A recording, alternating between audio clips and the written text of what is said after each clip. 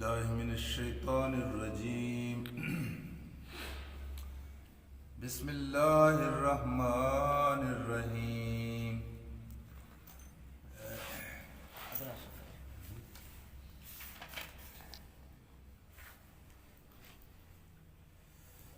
وإن توليتم فما سألتكم من أجر إن أجري إلا على الله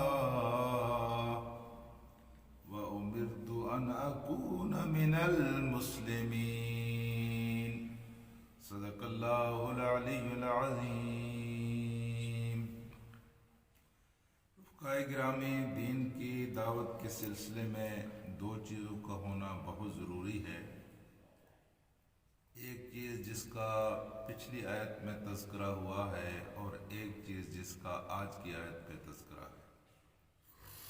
کل کی آیت میں حضرت نوح علیہ السلام کا قصہ آپ نے سنا تھا اور جناب نوح علیہ السلام کی زبان سے یہ بات کہلوائی گئی کہ میں نے تو خدا کے دین کی دعوت کا کام کرنا ہے.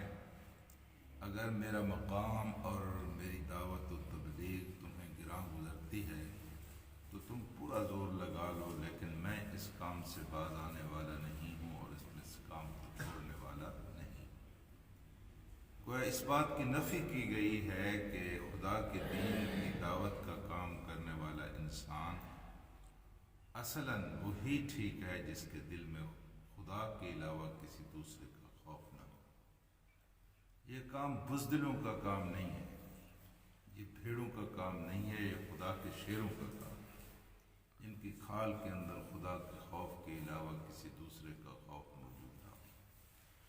دوسری چیز جو خدا کے دین کی دعوت کا کام کرنے کے لیے ضروری ہے کہ یہ کام کرنے والے جو ہوں ان کے دل کے اندر لالچ موجود ہے. خوف بھی نہ ہو اور لالچ بھی نہ ہو. یہ دونوں کام جب انسان کرنے کے قابل ہو جائے تو وہی مستحق ہوتا ہے کہ وہ خدا کے دین کا کام کرے. اللہ کا نبی جو ہوتا ہے وہ ان دونوں چیزوں سے پاک ہوتا ہے. نہ اس کے دل میں کوئی لالچ ہوتا ہے دنیاوی اور نہ کوئی اس کے دل میں کسی بات کا خوف ہوتا ہے. اس وقت کے انسانوں میں سب سے زیادہ بہادر انسان اگر کوئی ہوتا ہے تو وہ خدا کا نبی ہوتا ہے، اور سب سے زیادہ دین کا اگر کوئی مخلص ہوتا ہے تو وہ خدا کا نبی ہوتا ہے. جس کے دل کے اندر خوف بھی نہ ہو، جس کے دل کے اندر لالچ بھی نہ ہو، وہی انسان دراصل مخلص انسان ہوتا ہے. تو فرمایا یہ گیا فَإِن تَوَلَّيْتُمْ، اگر تم نے منہ موڑا، میری اس بات کو تم نے قبول نہ کیا ہے، میری اس بات سے تم نے اعراض کیا، فَمَا سَأَلْتُكُمْ مِنْ أَجْرٍ، تو میں تم سے کوئی سوال تو نہیں کرتا کسی اجر کا.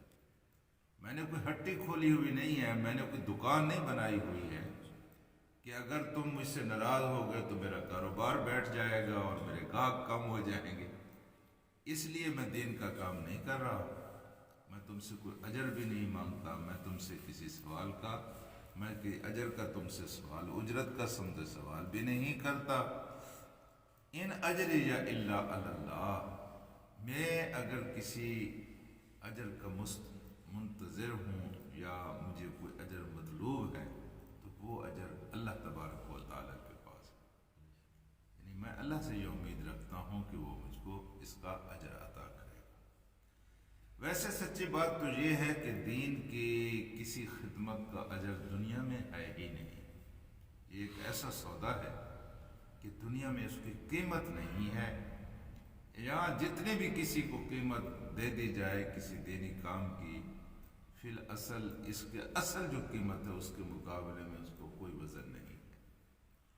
آپ کو سونے کے سیر دے دیے جائیں قرآن کی آیت پڑھنے کے عوض میں، تو جب آپ بڑھیں گے یہ سونے کے سیر یہاں چھوڑ دیں، اس آیت کا ثواب قبر میں اگر آپ کو مل جائے تو وہ اس سونے کے سیروں سے کہیں زیادہ ہے. اس لیے امام ابو حنیفہ نے رحمۃ اللہ علیہ جب پہلا فتویٰ دیا تھا تو انہوں نے یہ دیا تھا کہ جو شخص اجرت پر امام اذان دیتا ہے اس کی اذان تو ہو جاتی ہے لیکن اس کو ثواب نہیں ملتا. اسی طرح جو شخص اجرت پر امامت کرتا ہے، تنخواہ لے کر امامت کرتا ہے، نہ اس کو ثواب ہوتا ہے، نہ اس کے پیچھے نماز پڑھنے والوں کو ثواب ہوتا ہے۔ کوئی 150 سال بعد حنفی فقہا نے آ کر اس فتوے کو تبدیل کیا۔ امام ابو حنیفہ کی بجائے انہوں نے امام شافعی کا قول تھا کہ اجرت کے اوپر امامت جائز ہے، تو انہوں نے آپس میں یہ مشورہ کیا کہ اگر اس طرح فتویٰ امام صاحب کا جاری رہا تو مسجدوں میں تو کوئی نماز نہیں پڑھائے گا، لہذا انہوں نے فتوے کو تبدیل کر دیا، اجرت پر فرض نماز پڑھنے کی اجازت دے دی گئی۔ لیکن تراویح کے لیے آج تک یہ مسلک حنفی کے فقہا کا فتویٰ یہ ہے کہ اگر اجرت پر کوئی آدمی نماز تراویح پڑھاتا ہے تو نہ تراویح پڑھانے والے کو ثواب ملتا ہے اور نہ اس کے پیچھے پڑھنے والوں کو تراویح کا ثواب ملتا ہے، بلکہ اس سلسلے میں تو اس حد تک وہ چلے گئے ہیں کہ انہوں نے کہا چلو آپ نے اجرت طے نہیں کی، لیکن حافظ صاحب کو بھی خواہش اور شوق ہوتا ہے کہ چلو میں یہ امید ہوتی ہے کہ میں یہاں جاؤں گا تو میری کچھ نہ کچھ خدمت ہو جائے گی، اور پھر مسجد کی کمیٹی یا مسجد کے مقتدیوں کے دل میں بھی یہی ہوتا ہے کہ ہم اس کو کچھ دے دیں گے۔ انہوں نے کہا یہ بات بھی ہے، تب بھی نماز تراویح کا کوئی فائدہ نہیں ہے، اس سے بہتر ہے کہ انسان چھوٹی چھوٹی صورتیں پڑھ کر خود نماز پڑھ لے۔ ایسے حافظ صاحب کے پیچھے آپ نماز پڑھیں گے تو آپ کو نماز تراویح کا ثواب نہیں ملے گا۔ روح اس کی کیا تھی؟ روح اس کی یہی آیت تھی کیا کہ اللہ کے دین کی کسی خدمت کی مزدوری اور اجرت اللہ کے رسولوں نے نہیں لی تو اللہ کے رسولوں کے امتیوں کے لیے بھی یہ جائز نہیں ہے۔ اس لیے فرمایا وما ان اجری الا علی اللہ وامرت ان اکون من المسلمین، اور مجھے تو اس بات کا حکم دیا گیا ہے، وامرت مجھے حکم دیا گیا ہے اس بات کا، ان اکونا کہ میں ہو جاؤں من المسلمین مسلمانوں میں سے۔ مسلمان کا کیا مطلب ہوتا ہے؟ اللہ کا حکم ماننے والا، اللہ کی بات ماننے والا۔ اسلام نام ہے اس بات کا کہ سر جھکا دے انسان اللہ تعالیٰ کے سامنے۔ مجھے تو اس بات کا حکم دیا گیا ہے، میں تو ہر حال میں اللہ تبارک و تعالیٰ کا حکم ماننا ہے۔ تو میرے دوستوں اور ساتھیوں، نبی کے اوپر یہ تبلیغ جو ہے اس طرح فرض ہے جس طرح ہمارے لیے صبح کی نماز ہم نے پڑھی ہے فرض ہے۔ اب ہم میں سے کوئی بھی یہ خواہش بھی نہیں رکھتا اور کسی کے دل میں بھی نہیں ہوتا کہ میں نے صبح کی نماز پڑھی ہے تو اس کے اوپر مجھے پیسے ملیں گے، ذہن میں بھی نہیں ہے، یہ فرض ہے ہمارے اوپر۔ اسی طرح میرے دوستوں، نبی کے اوپر اللہ کے دین کی دعوت فرض ہے۔ جب ان کے اوپر فرض ہے، جس طرح ہم نماز کے اوپر کسی اجر کا طلب نہیں رکھتے، تو اس طرح انبیاء خدا کے دین کی خدمت پر، خدا کے دین کے پہنچانے پر وہ کسی اجر کے طلبگار نہیں ہوتے۔ اور یہیں سے یہ اصول چلا آ رہا ہے کہ کسی بھی دین کے سلسلے میں انسان کو لالچی نہیں ہونا چاہیے۔ اچھا، سچی بات یہ ہے کہ مؤثر بھی ان لوگوں کی تبلیغ ہوتی ہے جی جو دل کے اندر لالچ نہ رکھیں اور دل کے اندر خوف نہ رکھیں۔ یہ امام ابو حنیفہ جو تھے، ان کے شاگرد تھے امام ابو یوسف، انہوں نے اپنے استاد سے پوچھا اس سلسلے میں، تو انہوں نے کہا کہ کسی کمزور آدمی کو، کسی مالی طور پر کمزور آدمی کو اپنا امام نہ رکھو۔ اگر تم نے امام رکھا تو وہ تو ڈرتا رہے گا، اور کبھی دین کو بیچنے کا وقت آیا تو ساری مسجد کے ماحول میں سب سے پہلے وہی دین کو بیچے گا۔ یہ کتنی حکمت کی باتیں وہ کہہ اور کر گئے ہیں کہ ایسا آدمی رکھو جو خود کھاتا پیتا ہو۔